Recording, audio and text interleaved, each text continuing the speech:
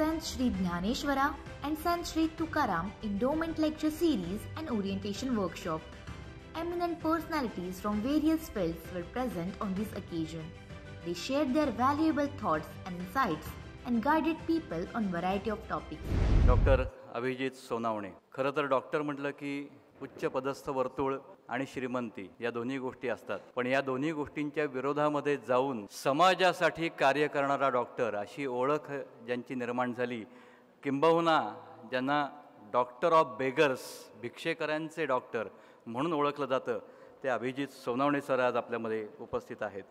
Doctor Sonawane sir गेली 10 वर्ष भिक्षेकऱ्यांसाठी, उपेक्षितांसाठी, विशेषतः त्यांच्या आरोग्यासाठी तळमळीनं कार्य करत आहेत. जगामध्ये काहीतरी सकारात्मक बदल घडावा या उद्देशाने कार्य करणाऱ्या डॉक्टर सोनावणे यांनी Soham social and medicine trust या फाउंडेशनची स्थापना केली आणि त्यामार्फत भिक्षेकरांच्या आरोग्यासाठी त्यांनी स्वतःच्या घरात दवाखाना सुरू केला. काळाच्या ओघात या सेवेची गरज इतकी वाढली की आता या दवाखान्याचं रूपांतर मोठ्या क्लिनिकमध्ये झालेलं आहे. डॉक्टरांच्या या तळमळीच्या सेवेबद्दल भारत सरकार आणि आंतरराष्ट्रीय संस्थांनी त्यांच्या कार्याची दखल घेऊन त्यांना आंतरराष्ट्रीय पातळीवरचा मॅन ऑफ द इयर पुरस्कार जाहीर केलेला आहे.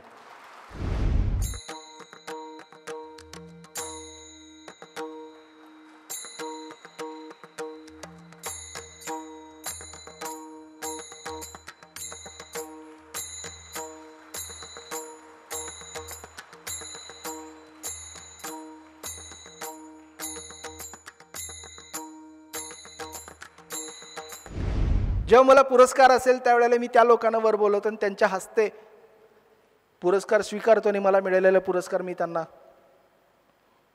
देण्याचा प्रयत्न करतोय. तर वैद्यकीय सेवा आणि भिक्षेकरी ते कष्टकरी हे करताना पुन्हा वाटायला लागलं छान करतोय आपण. पुन्हा ह्यांची पोरं दिसायला लागली, लहान लहान मुलं मला दिसायला लागली, लहान लहान पोरं सुद्धा भीक मागतात. मी यांच्या आईबापाला सांगायचो, अरे पोरांना शाळेत घाला, कॉलेजात घाला, शिकू देत ना पोरांना. तुम्हाला रिॲलिटी सांगतो, तुम्हाला माहीत नसावं, नसेलच, लहान मुलांना ऑन एन ॲव्हरेज ₹1,000 भीक मिळते रोज. रोज 1,000 भीक जर मिळाली तर साधारण किती होतात? महिन्याचे ₹30,000 होतात. ज्या पालकांना 2 मुलं आहेत त्या पालकांना ती मुलं ₹60,000 कमवून देतात. ज्या पालकांना 3 मुलं आहेत त्या पालकांना ती मुलं ₹90,000 कमवून देतात. ज्या पालकाला 3 मुलं आहेत त्याला माहिती आहे लहान पोरांना बघून भीक जास्त मिळते, मला जर 10-12 पोरं असते तरी यार बरं झालं असतं असं त्याला वाटतं. पण पोरं म्हणजे काय झेरॉक्स कॉपी नाही, 4 कॉपी घेऊन ये. त्यावेळेला त्या पालकाला वाटतं मला 3च्या ऐवजी 10, 12, 15 पोरं असती तर माझं इन्कम किती वाढलं असतं. पण पोरं फॅक्टरी नाही आहे ना, असं काही मशीन नाही आहे पोरं. मग मी काय करतो? काय करत असेल ती व्यक्ती? दुसऱ्यांची पोरं पळवतो. वाचताना पेपरला हॉस्पिटलमधून हिचं बाळ चोरीला गेलं, तिचं बाळ चोरीला गेलं, गुन्हेगारी वर्ग हा तिथं येतो आणि दुसऱ्यांची मुलं अशी ही पळवली जातात.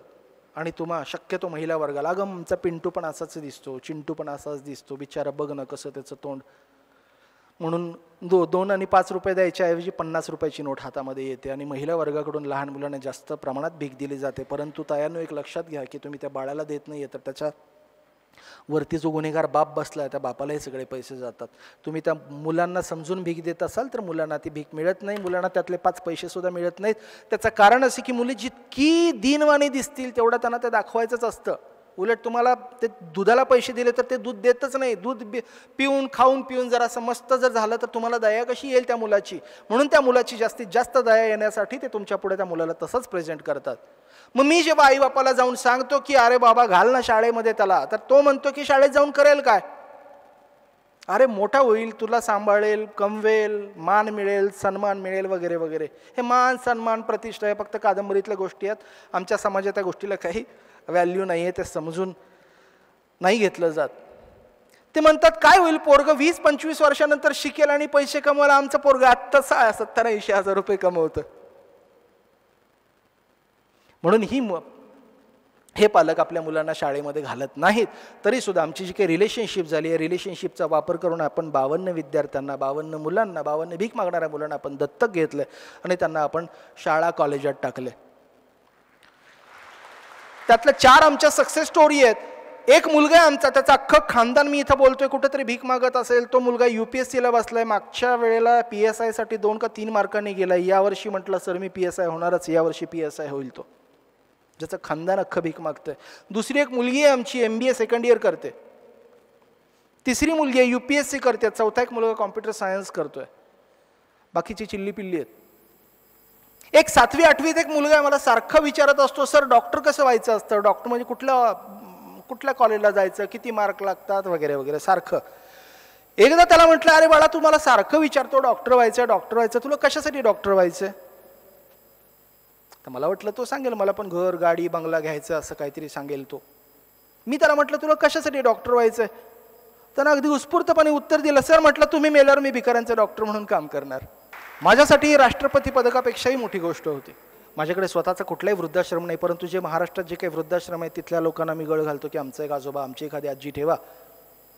रस्त्यात मलाही अशी माणसं जेव्हा भेटतात, पोलिसांना इन्फॉर्म करतो की मी या व्यक्तीला XYZ वृद्धाश्रमात घेऊन चाललोय, असं सगळं पोलीस प्रोसिजर कंप्लीट झाल्यानंतर त्या बाबांना स्वच्छता करायला आमची सुरुवात होते.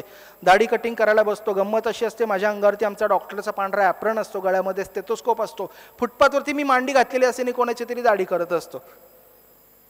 लोक जाणारे येणारे गमतीनं कधी हसत कधी तुच्छतेने बघतात. एखादा धाडशी असतो, धाडसाने विचारतो अहो तुम्ही आहे नेमकं कोण. डॉक्टर आहे म्हणावं तर दाढी करताय, न्हावी आहे म्हणावं तर गळ्यात स्टेथोस्कोप आहे, म्हणजे तुम्ही आहे कोण, डॉक्टर आहे का न्हावी आहे. मी म्हणतो अरे मी डॉक्टर पण नाही, मी न्हावी पण आहे, मी फक्त माणूस आहे, मी फक्त माणूस आहे. या लोकांना दाढी कटिंग झाल्याच्या नंतर आम्ही रस्त्यातच कुठेतरी एखाद्या आडबाजूला नेऊन यांना आंघोळ घालतो. आता आंघोळ घालायची म्हणजे काय घरनं बादली आणि पाणी घेऊन जाऊ शकत नाही. तिथल्या किराणा मालाच्या दुकानातून आम्ही मोठे मोठे बिस्लरीचे कॅन मागवतो आणि त्या बिस्लरीच्या कॅनने आम्ही त्यांना बिस्लरीच्या पाण्यानं आंघोळ घालतो. माझ्याकडे मोतीचे साबण असतात, मोतीच्या साबणाने मी त्यांना रस्त्यावरती आंघोळ घालतो. मोतीचा साबण का सांगू, मी खेड्यातला आहे. आमच्या घरात वर्षात एकदाच मोती साबण यायचं दिवाळीला. जेव्हा मोती साबण यायचा त्याच वेळेला दिवाळी असं समजायचं. आणि मलाही आता तेच वाटतं की आम्ही ह्या लोकांना सुद्धा, म्हणजे मला ज्याच्यात दिवाळी वाटते तीच या लोकांसाठी सुद्धा मोतीच्या साबणाने आम्ही त्यांना रस्त्यात आंघोळ घालतो आणि त्यांना मग बाबा आता इथनं पुढं तुमच्या आयुष्यातली दिवाळी सुरू झाली असं समजून आणि त्यांना मग कुठंतरी वृद्धाश्रमामध्ये घेऊन जातो. वृद्धाश्रमात गेल्यानंतर ते लोक विचारतात ह्यांचं नाव काय आडनाव काय, आम्हालाही माहीत नसतं, ते सांगण्याच्या पलीकडे गेलेले असतात. सुरुवातीला खूप प्रॉब्लेम यायचा नाव आणि आडनाव सांगताना. मग मला जे आवडेल ते मी त्यांना नाव द्यायचो. वृद्धाश्रमवाले लोक म्हणायचे यांचं आडनाव काय. आडनाव सांगताना मला प्रश्न यायचा, म्हणजे नाव सांगायचं मला काय आवडेल ते, तुकाराम वगैरे वगैरे काही पण नाव सांगायचो. आडनाव सांगताना मला प्रश्न यायचा काय आडनाव सांगू प्रत्येकाचं, शर्मा वर्मा लोखंडे घाटपांडे देशपांडे काय सांगू, आडनाव काय सांगू. खूप प्रश्न पडायचे की आडनाव काय सांगायचं. पण पुन्हा नंतर विचार केला जर मी यांना आईबाप म्हणतो तर यांचं आडनाव सोनवणेच असणार ना. आणि मग वृद्धाश्रमात अशा सगळ्या लोकांना ॲडमिट जिथं करतो तिथं त्यांचे आडनावं सोनावणे असतात. नाव मला जे आवडेल ते दिलेलं असतं. आपल्या प्रत्येकाच्या घरात बारसं बाळ जेव्हा जन्माला येतं त्यावेळी आपल्या प्रत्येकाच्या घरात बारशी होतात. आमच्याकडे उलटं चालतं. आमच्याकडे अंतिम समयी मृत्यू समयी आम्ही नामकरण करतो. हे दुर्दैव म्हणायचं समाजाचं की काय मला अजून कळत नाहीये की असं काम मला किंवा इतर काही अनेक जणांना करावं लागतं. आम्ही जेव्हा यांना खरं सांगू, आम्ही जेव्हा यांना रस्त्यावरती आंघोळ घालतो ना त्यावेळी मला असं वाटतं की आता आयुष्यात मला अजून कुठं अभिषेक करायची गरज नाहीये, मला अजून कुठलीही पूजा मांडायची गरज नाहीये. ते जे एक बाबा गेले होते त्याचं उट्ट म्हणून आपण 75 आजी आणि आजोबांना कुठल्या तरी आश्रमात ठेवलंय आणि जे जिवंत आहेत ते आडनाव सोनावणे आणि मी दिलेलं नाव लावून जगतात. आणि जे गेलेत त्यांचे मी आणि मनीषानी मुलगा आणि सून म्हणून त्यांचे अंत्यसंस्कार सुद्धा केलेत. ह्या कामात बऱ्याच काही गोष्टी शिकलो, बऱ्याचशा गोष्टी काही दृढ झालेत. मला असं जाणवलं की दगड एकदाच मंदिरात जातो आणि देव होऊन बसतो. आपण रोज साले मंदिरात जातो तरी आपण दगडच राहतो. आपल्याला देव व्हायचंच नाहीये, आपल्याला माणूस व्हायचंय. मला नेहमी, मी मुलं जेव्हा असतात त्यावेळी मी नेहमी असं सांगतो, आपल्याला जे हवंय ते मिळवणं म्हणजे यश. आपल्याला जे हवंय ते मिळवणं म्हणजे यश, पण जे मिळालंय ते हवंसं वाटणं म्हणजे समाधान. यशस्वी व्हायचं की समाधानी व्हायचं पोरांनी ठरवायचं. माझी तुम्हा सर्वांना एक विनंती आहे, प्रार्थना आहे, इथून पुढे जर आयुष्यात कुठली जर व्यक्ती दिसली तुम्हाला भीक मागताना, तर त्या व्यक्तीला भीक देऊ नका. कुठल्याच स्वरूपात त्यांना भीक देऊ नका. आपल्याला भीक द्यायची नाही आहे, त्यांना मदत करायची आहे. साधी गोष्ट सांगतो, भीक आणि मदतमध्ये फरक आहे. ऐकायला सेम वाटतं परंतु तसं नाही आहे. भीक द्यायची नाही आहे पण मदत करायची, ऐकायला सेम वाटतं परंतु सेम नाही आहे. भीक म्हणजे आपली कुठलीही गोष्ट, आपली कुठली ॲक्शन ज्याच्यामुळे समोरची व्यक्ती परत आपल्यावरती डिपेंडंट होते त्याला म्हणायचं भीक.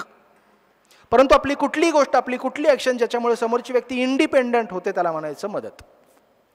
समोरच्या व्यक्तीला डिपेंडंट कराल अशी कुठलीही गोष्ट करू नका, ती भीक आहे. आणि समोरच्या व्यक्तीला इंडिपेंडंट करण्यासाठी जे जे काही आवश्यक आणि शक्य आहे, जे तुम्हाला जमते ते सगळं करा, त्याला म्हणायचं मदत. तर भीक द्यायची नाही आहे, मदत करायची आहे. दृष्टिकोनाचा फक्त फरक आहे. साधी गोष्ट सांगतो, एखादा माणूस डोंगरावर जर चढत असेल आणि आपण त्याचा जर पाय खेचला तर तो खाली पडणार आहे. पण जर एखादा माणूस इथं जर पडला असेल आणि आपण जर त्याचा हात खेचला तर तो उठून उभा राहणार आहे. खेचणं ही क्रिया सेम आहे, पण पाय चढणाऱ्याचे पाय खेचले की तो पडतो आणि पडलेल्याचा हात खेचले की ते उभा राहतो. फरक फक्त दृष्टिकोनाचा आहे. खेचणं सेम आहे, फरक फक्त दृष्टिकोनाचा आहे. शाळेत आपल्याला सगळे कोण शिकवतात, काटकोन, त्रिकोण, लघुकोन, चौकोन, साला दृष्टिकोन आपल्याला कधी कुठं शिकवला जात नाही. तो आपणच आपल्याला आपल्यामध्ये डेव्हलप करायचं. त्याच्यामुळे भीक देणं बंद करा. कुठल्याही स्वरूपामध्ये मदत मात्र त्यांना नक्की करा. आणि जाता जाता एक सांगतो की आपल्याला कुठलाही वेद समजला नाही, कुठलाही वेद नाही कळला आपल्याला तरी चालेल, नाही वेद समजला तरी चालेल, परंतु एखाद्याची वेदना समजणं खूप महत्त्वाचं आहे. आणि ज्याला वेदना समजते तो वैद्य, ज्याला वेदना समजते तो वैद्य. वैद्य होण्यासाठी डॉक्टरचं क्वालिफिकेशन आणि डिग्री असण्याची गरज नाही. ज्याला वेदना समजली तो वैद्य. लोक मला म्हणतात, डॉक्टर तुम्ही इतक्या मंदिरात, मशिदीत, ह्याच्यात त्याच्यात जाता, तुम्ही कुठल्या जातीचे, कुठल्या धर्माचे, कुठल्या देवाची, कुठल्या देवीची पूजा करता, कुठला पंथ, कुठलं काय. गंमत सांगू, मी रस्त्यावरती बसलेलं असतं, मंदिर आणि मशिदीच्या बाहेर तळेल, माझ्या कानामध्ये स्टेथोस्कोप असतो आणि मी माझ्या पेशंटला, माझ्या ह्या भिक्षेकरी लोकांना जेव्हा चेक करत असतो त्यावेळी मला असं वाटतं की मी कुठल्या तरी देवाची आरती करतोय. जेव्हा मी यांना गोळ्याने औषधं देत असतो, बाबा ही सकाळी घ्या, दुपारी घ्या, संध्याकाळी एक गोळी घ्या, असं जेव्हा मी त्यांना गोळ्याने औषधं देत असतो त्यावेळी मला असं वाटतं की मी कुठल्या तरी देवाला नैवेद्य देतोय. ही लोक जेव्हा त्या त्रासातून मुक्त होतात किंवा कालपर्यंत भीक मागत होते, आज कुठला तरी व्यवसाय करतात, छान माणूस म्हणून जगतात. ही लोक येतात, माझ्या गालावरनं हात फिरवतात, पाठीवरनं हात फिरवतात, मुके घेतात, डोक्यावरनं हात फिरवतात. त्यावेळेला मला असं वाटतं की मी ज्यांना अल्लाह, ईश्वर, येशू म्हणतोय ते जर प्रत्यक्ष यांच्या रूपात येऊन जर माझ्या पाठीवर हात ठेवत असतील, डोक्यावर हात ठेवत असतील आणि माझा मुखा जर घेत असतील, तर मी कशाला कुठल्या मंदिरात आणि मशिदीत जाऊ देव शोधायला. मला सगळे देव, अल्लाह, ईश्वर, येशू सगळे रस्त्यावर भेटतात आणि सगळे मला मिठी मारतात, आलिंगन देतात. त्याच्यामुळे मला कुठल्याही पंढरपुराला जायची गरज पडत नाही. या लोकांसाठी काहीतरी काम करणं हीच माझी वारी आणि जिथं आम्ही हे लोक जिथं असतो तेच माझं पंढरपूर.